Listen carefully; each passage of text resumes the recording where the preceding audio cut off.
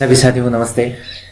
आज की इस वीडियो में हम बात कर रहे हैं कक्षा 10 के लिए एक महत्वपूर्ण मॉडल पेपर सामाजिक विज्ञान विषय के लिए। और ये अभी जो आगामी माह में बोर्ड की परीक्षा होगी उसके अंदर आपकी काफ़ी अच्छी मदद करेगा। ये मॉडल पेपर हमने स्वयं ने ब्लूप्रिंट को आधार बनाते हुए तैयार किया है और इसका पीडीएफ भी हम नीचे डाल देंगे। अगर आप इसका पीडीएफ निकाल के अध्ययन करना चाहें तो आप इसको पढ़ें। ये पर्सन डायरेक्ट आपकी परीक्षा में मदद कर देंगे या इससे जुड़े हुए पर्सन आपको परीक्षा में मिल जाएंगे। तो काफ़ी महत्वपूर्ण मॉडल पेपर आपके साथ साझा कर रहे हैं, तो पूरा मॉडल पेपर देखें और सभी संबंधित स्टूडेंट और साथियों तक इसको शेयर करें ताकि इसका ज़्यादा से ज़्यादा लाभ मिल सके। तो चलिए हम बात कर लेते हैं इस मॉडल पेपर के अंदर जो हमने प्रश्न तैयार किए हैं। सबसे पहले हम खंड ए को समझ लेते हैं। खंड ए आप सभी को पता है ये 30 नंबर का भाग रहेगा और ये 30 नंबर बहुत महत्वपूर्ण है। ये नंबर आपके किसी भी सूरत में कम नहीं होने चाहिए, क्योंकि ये जो पोर्शन डाला गया है इस बार बोर्ड की परीक्षा में ये काफ़ी महत्वपूर्ण है और काफ़ी स्कोरिंग भाग है ये। तो इसके अंदर प्रत्येक प्रश्न एक अंक का रहेगा। इसका जो पहला प्रश्न है वो ऑब्जेक्टिव टाइप रहेगा एबेसेडे के रूप में। तो हमने जो पहला प्रश्न लिया है ये राष्ट्रवाद का प्रारंभ किस देश में हुआ वो आपको सेलेक्ट करना है। तो राष्ट्रवाद का प्रारंभ कहाँ होता है, तो ये प्रारंभ होता है फ्रांस में। तो द ऑप्शन सही रहेगा। फिर अगला प्रश्न है जब फ्रांस छींकता है तो बाकी यूरोप को सर्दी जुकाम हो जाता है, ये किसने कहा। बहुत अच्छी लाइन है। ये किसने कहा था, ये कहा था मैटरनिख ने। ये किसने कहा था, मैटरनिख ने। ये ऑस्ट्रिया के थे। तो ये ऑप्शन रहेगा ब। फिर अगला प्रश्न है चोरा चोरी कांड कौन सी साल में हुआ था। चोरा चोरी कांड कौन सी साल में हुआ था, 1922 में हुआ था। अगला प्रश्न है रिंडरपेस्ट नामक पशुओं की बीमारी निम्न में से किस महाद्वीप में फैली थी। रिंडरपेस्ट तो ये पशुओं की बीमारी थी, काफ़ी ज़्यादा कैजुअलिटी हुई उस महाद्वीप में। तो कौन सा महाद्वीप था, ये था अफ्रीका महाद्वीप था। अगला प्रश्न देखें तो ये है मनरेगा, जो आजकल जिसको नरेगा भी बोलते हैं, पूरा नाम इसका मनरेगा है। गाँव में चलती है, काम जो करते हैं लोग। तो ये क्या है, इसका पूरा नाम पूछ रहे हैं। ये देखो पहला है मन से रोजगार, मन से रोजगार नहीं है ये। और फिर अगला है नेशनल रोजगार योजना, ये भी नहीं है। फिर अगला है महात्मा गांधी राष्ट्रीय रोजगार गारंटी योजना, तो ये ऑप्शन सही है। ठीक है। और ऐसे ही रिलेटेड ऑप्शन देखो महात्मा गांधी रोजगार योजना, इसमें गारंटी नहीं है, ये नहीं आएगा। ऑप्शन सही रहेगा, इसमें गारंटी शब्द है, महात्मा गांधी राष्ट्रीय रोजगार गारंटी योजना। अगला है वैश्वीकरण ने जीवन स्तर में सुधार में सहायता पहुंचाई, यानी वैश्वीकरण ग्लोबलाइजेशन बोलते हैं अंग्रेजी में। इसने कौन से देशों के लोगों का जीवन स्तर ऊंचा किया, तो इसने किया था विकासशील देशों के लोगों का जीवन स्तर ग्लोबलाइजेशन से ऊंचा हुआ। तो ए ऑप्शन इसका सही रहेगा। फिर अगला जो प्रश्न है अंतर्राष्ट्रीय व्यापार को सुगम बनाने वाला संस्था या सेंटर कौन सा है। तो अंतर्राष्ट्रीय व्यापार को सुगम और कंट्रोल करने वाला, नियमित करने वाला, रेगुलेट करने वाला सेंटर कौन सा है, ये पहला ही ऑप्शन देख लो, विश्व व्यापार संगठन है। ठीक है, विश्व व्यापार संगठन, और अंग्रेजी में इसको WTO भी बोलते हैं। तो ये ऑप्शन सही रहेगा। फिर अगला है औसत आय को कहा जाता है। औसत आय को क्या कहते हैं, देखो प्रति व्यक्ति संस्था, ये संस्था शब्द है, आप ये मिसप्रिंटिंग हो गया मुझसे ही, तो संस्था नहीं, ये एक्चुअल में क्या है, आय है। तो ये यहाँ आय समझें। और अगला जो ऑप्शन है राष्ट्रीय आय का, ये भी समझें क्या बात है। और इसके बाद में अगला ऑप्शन है सकल राष्ट्रीय उत्पाद का, और फिर अगला है सकल राष्ट्रीय आय का। तो एक्चुअल में औसत आय क्या है, ये है प्रति व्यक्ति आय है। तो ए ऑप्शन इसका सही रहेगा। जो भी साथी इसका प्रिंट निकाल के प्री बोर्ड बच्चों का लेना चाहें तो वो इसमें संस्था की जगह आय कर ले। ठीक है। फिर अगला जो प्रश्न है विश्वव्यापी आर्थिक मंदी का सबसे बुरा असर किस देश पर पड़ा। तो ये विश्वव्यापी आर्थिक मंदी जो फर्स्ट वर्ल्ड वार के बाद में 1929-30 में हुई थी, तो इसका सबसे बुरा असर पड़ा था इंग्लैंड पे। फिर अगला प्रश्न देखें सरिस्का बाघ अभ्यारण्य कहाँ पर है। तो सरिस्का बाघ अभ्यारण्य आप सभी को पता है अलवर में है ये, और ये कहाँ पर है, राजस्थान में है। फिर नेक्स्ट है निम्न में से कौन सी अखाद्य फसल है, यानी जो खाने के काम में नहीं आ रही, तो वो सीधी सी का कपास है। और फिर अगला प्रश्न देखें किस राज्य का गठन भाषा के आधार पर नहीं हुआ। तो भाषा के आधार पे देखो, नागालैंड भी नहीं बना, उत्तराखंड भी नहीं बना, झारखंड भी नहीं बना, ये सभी, तो ये ऑप्शन आ जाएगा। जैसे आप भाषा के आधार पे देखो, जैसे गुजरात अलग हुआ था तो वो भाषा के आधार पे हुआ था, पंजाब हरियाणा ये अलग हुए थे, भाषा के आधार पे थे। तो ये जो विभाजन है ये भाषा के आधार वाला है, दिमाग में रखना। तो भाषा के आधार पे कौन से बने थे, ये जो तीनों राज्य हैं भाषा के आधार पे नहीं बने थे। तो ये 12% तो रहेंगे आपके ऑब्जेक्टिव के, 12 नंबर तो आपकी तैयार है। फिर अगले जो 2 नंबर प्रश्न में क्या आएगा, खाली स्थान भरो। तो पहला प्रश्न देख लेते हैं, भारत चीन के पश्चात दूसरा सबसे बड़ा उत्पादक देश है, क्या पैदा करता है, यानी 1 नंबर पे तो वो चीज पैदा करने में चीन है, दूसरे नंबर पे भारत है।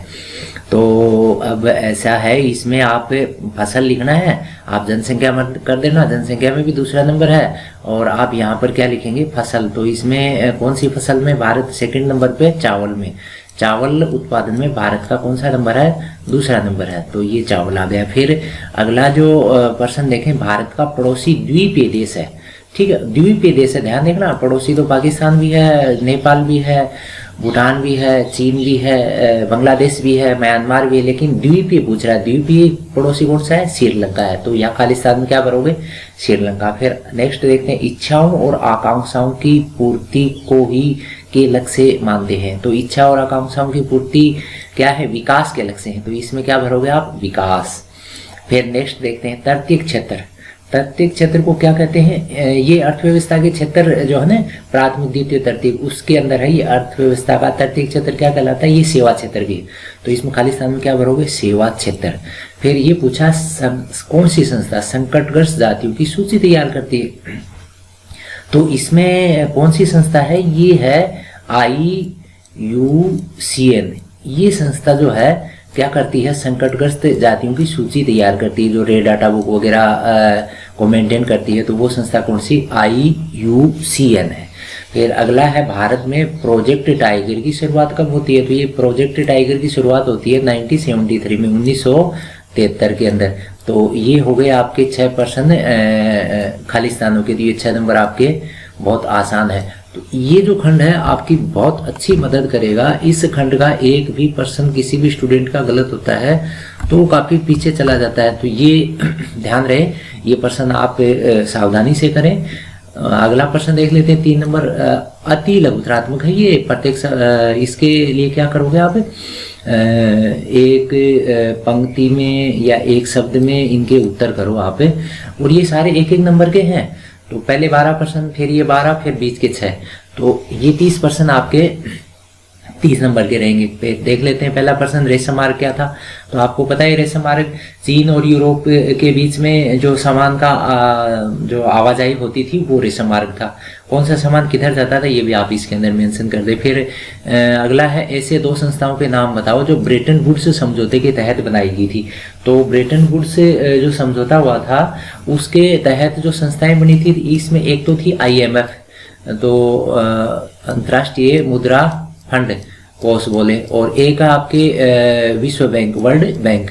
तो ये 2 संस्थाएं जो है ये ब्रेटन वुड्स एग्रीमेंट के बाद में स्थापित हुई थी। फिर नेक्स्ट देखें, जवाहरलाल नेहरू ने बांधों को आधुनिक भारत के मंदिर क्यों कहा है, तो एक्चुअल में ये है जो बांध थे ना, ये देश की विकास की रीढ़ थी। एग्रीकल्चर हो, चाहे आपकी इंडस्ट्री हो, चाहे आपके एनर्जी सेक्टर हो, सभी को गति देने के लिए बांध ही महत्वपूर्ण भाग थे, इसीलिए इनको क्या कहा गया, आधुनिक भारत के मंदिर जवाहरलाल नेहरू जी कहा करते थे। फिर अगला देखते हैं, खरीफ की प्रमुख फसलें लिखो। अब ये फसल आप खरीफ की फसलें लिख सकते हो, कोई दिक्कत की बात नहीं है।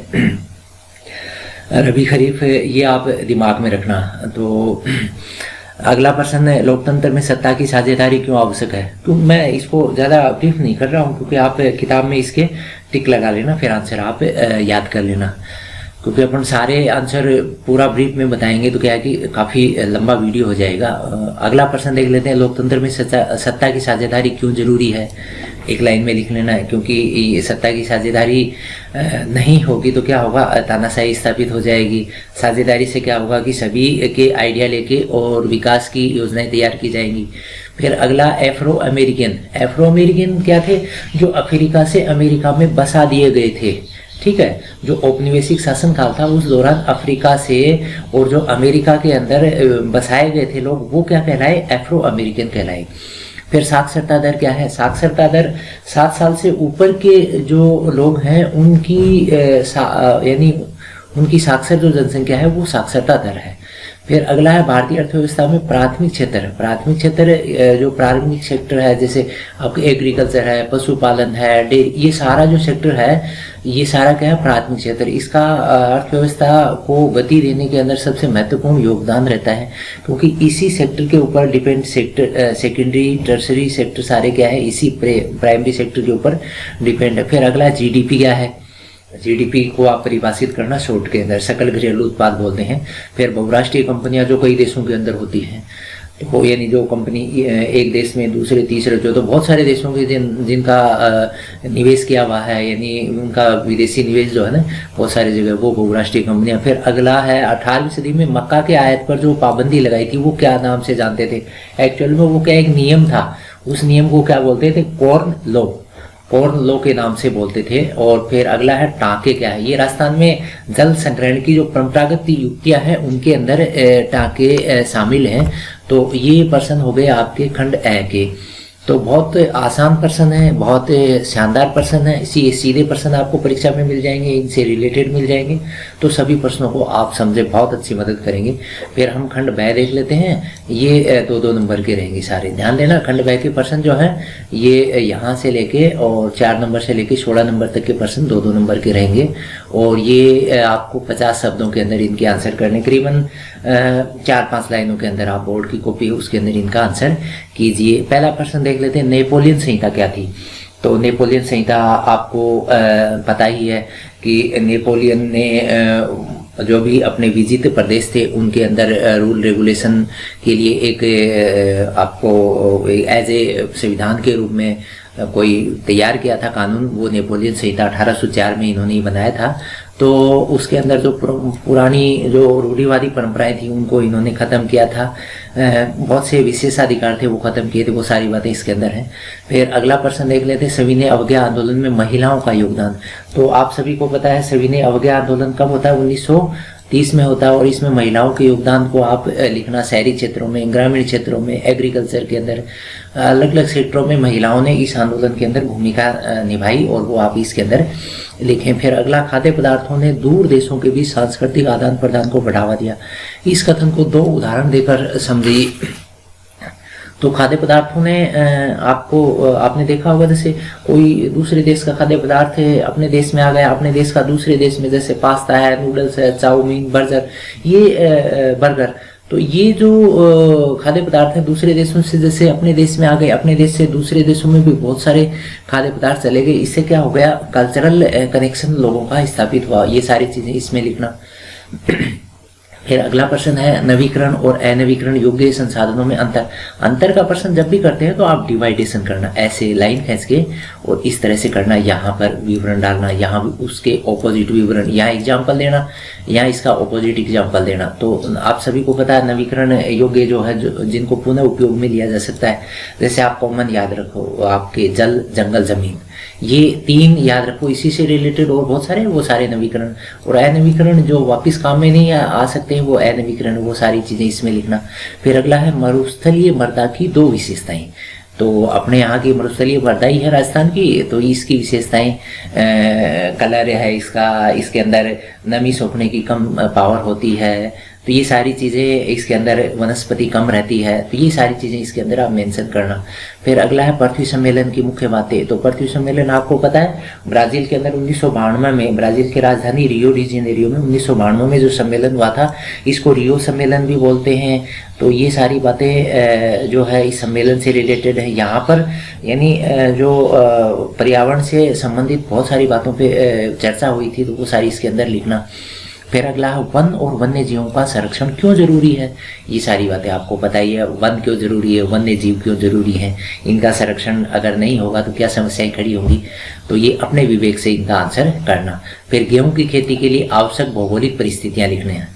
तो गेहूं की खेती अपने चारों तरफ होती है, मौसम कैसा चाहिए, ज़मीन कैसी चाहिए, टेम्परेचर कैसा चाहिए, वो सारी बातें इसके अंदर आप नोट करना। फिर अगला है श्रीलंका में हुए जातीय संघर्ष की विवेचना कीजिए। तो श्रीलंका में आपको पता है जो बहुसंख्यक वहाँ के तमिल हैं, बहुसंख्यक सिंहली और अल्पसंख्यक तमिल हैं, उनके बीच में जो संघर्ष चला था, अब स्थितियां शांत हैं, तो उस संघर्ष की पूरी कहानी आप इसके अंदर लिखना। फिर अगला है संघवाद क्या है और भारत में इसका स्वरूप है, ये इसके अंदर नोट करना है।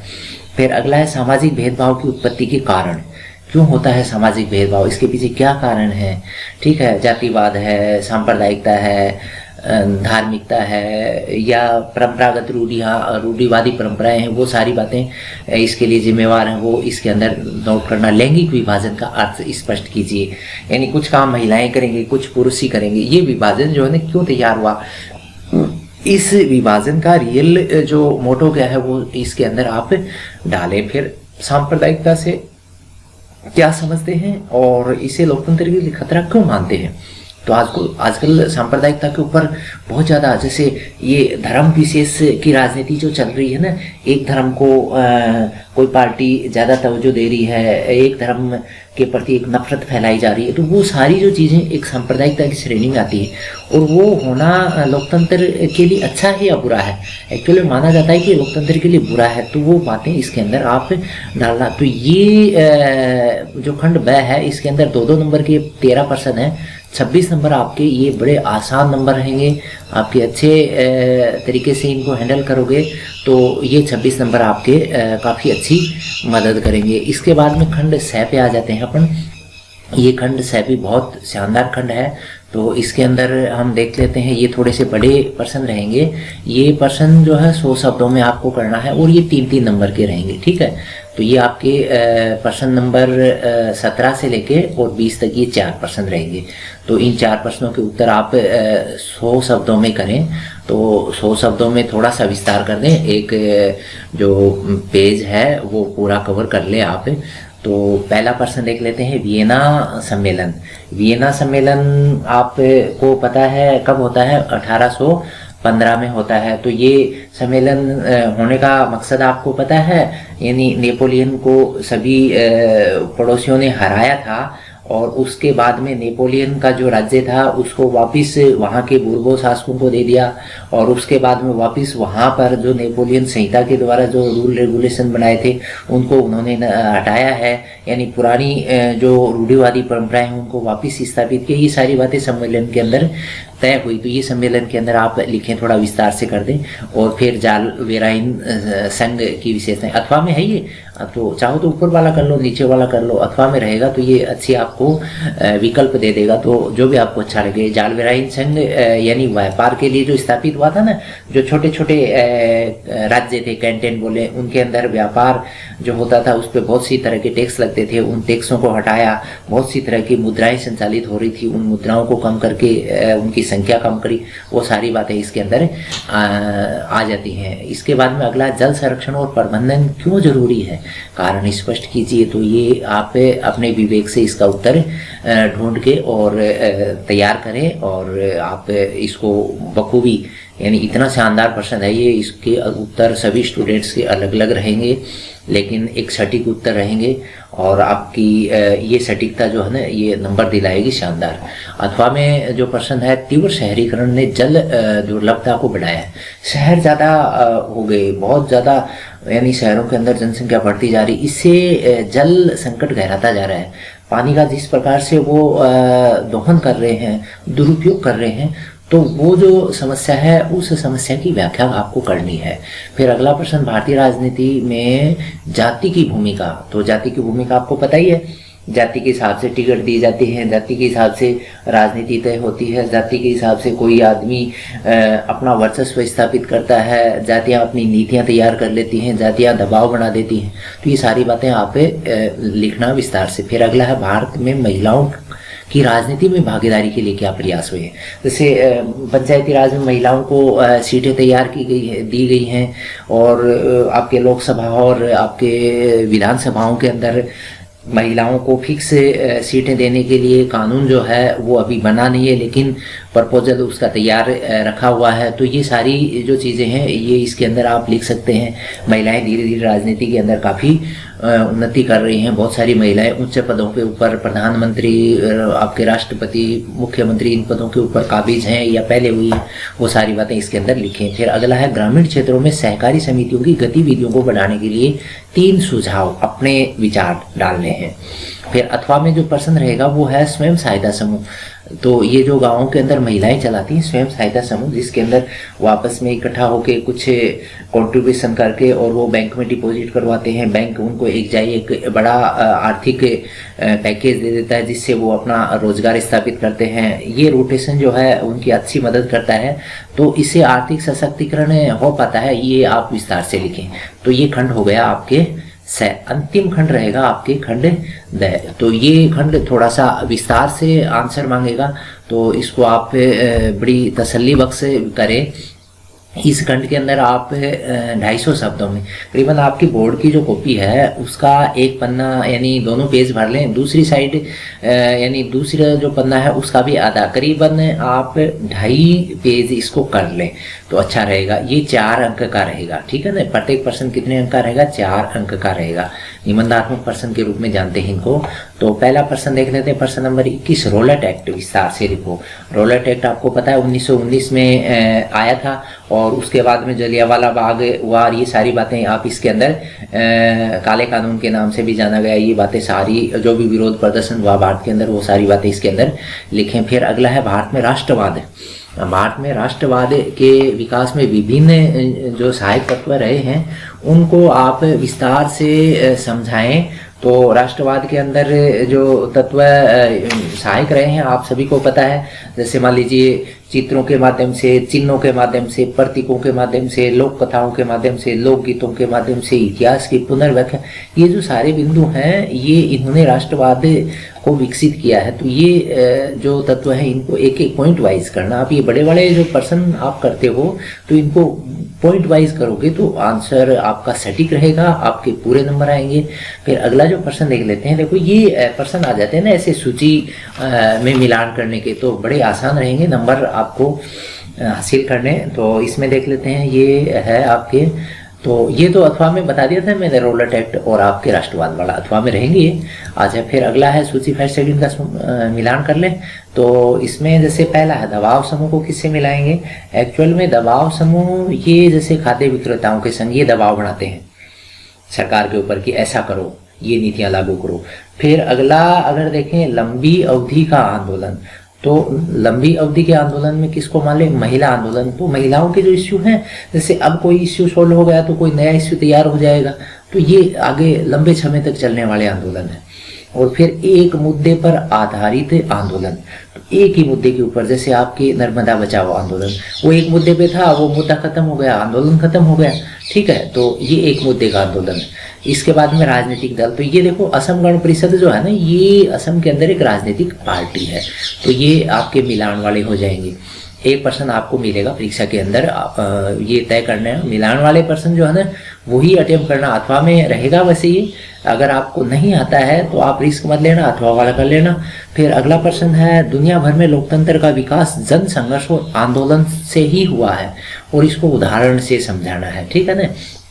तो ये आप पूरा विस्तार से जन संघर्ष और आंदोलन की बदौलत जो है ना लोकतंत्र किस प्रकार से देशों के अंदर, भारत की भी बात करें तो इसके अंदर जन संघर्ष और आंदोलन की बड़ी भूमिका। जैसे अभी कृषि आंदोलन चले थे, और उससे पहले जैसे आप लोकपाल के लिए आंदोलन, बड़े आंदोलन, यानी ये बड़े आंदोलन चले और इन्होंने लोकतंत्र के अंदर एक नई परंपराएं स्थापित की। वो परंपराएं भविष्य के लिए एक राजनीतिक दिशा और दशा तय कर देती हैं।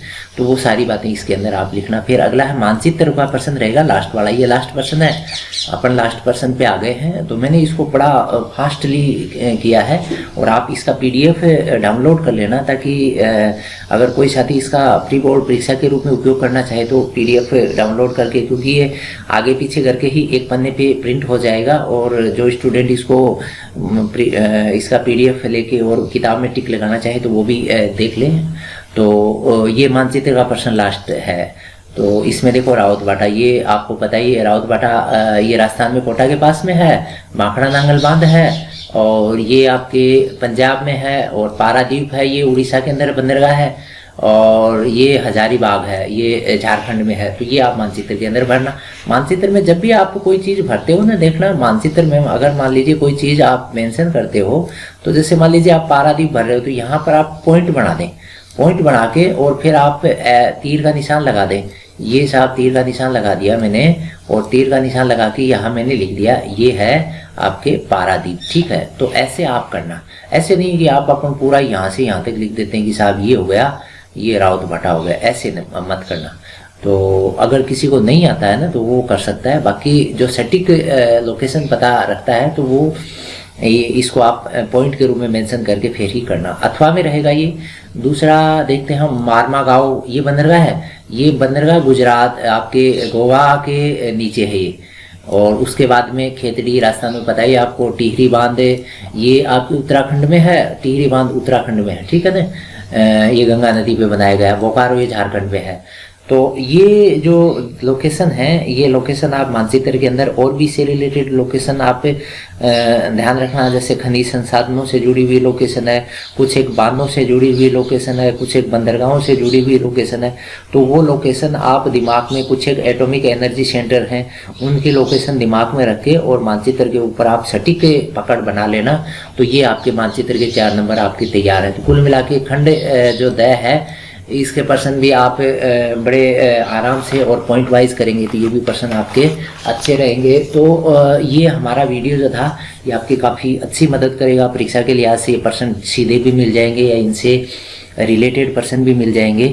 तो सभी तक इसको शेयर करना ताकि इसका बेनिफिट मिले। हमने एक वीडियो पहले भी डाल दिया था, अगर वो नहीं देखा तो इस वीडियो के डिस्क्रिप्शन में उसका लिंक दे देंगे और वहाँ जाके भी आप इसको देखें।